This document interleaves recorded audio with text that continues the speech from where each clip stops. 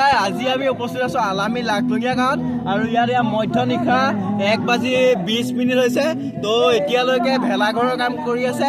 এওঁলোকে এখন বাছ বনাইছে ভেলাঘৰ আৰ্হিত। তো এতিয়া আমাৰ কেমেৰা পাৰ্চন চিন্তুমণি ভূঞাই দেখুৱাব ইয়াত কি কাম হৈ আছে।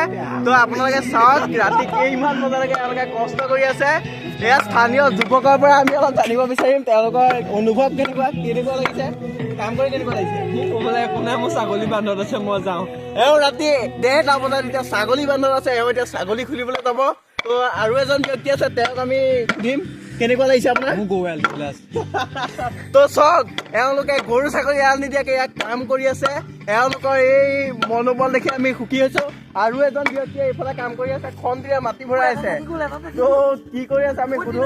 তো ভাইটি তোমাৰ কেনেকুৱা লাগিছে ইয়াত কাম কৰি আছা ৰাতি 1:30 বজালৈকে, কেনেকুৱা লাগিছে? ভালেই লাগিছে, খালি মানে ম'হৰ আছে এৰাল দিবলৈ, তাকে যাওঁ বুলি ভাবিছো। তো চব গৰু ম'হ ছাগলী চব এৰি তেওঁলোকে ৰাতিখন কাম কৰি আছে। আৰু এজন দাদা এইফালৰ পৰা আমি দেখিবলৈ পাইছো। তো দাদা কিবা ক'ব কওক। কম এই স্থানীয় ৰাইজে এই মাত্ৰ ফোন কৰিছে, ঘৰ ওচৰৰ মানুহে যে শুব হ'ল, শুবলৈ যোৱা নোযোৱা বুলি কয়।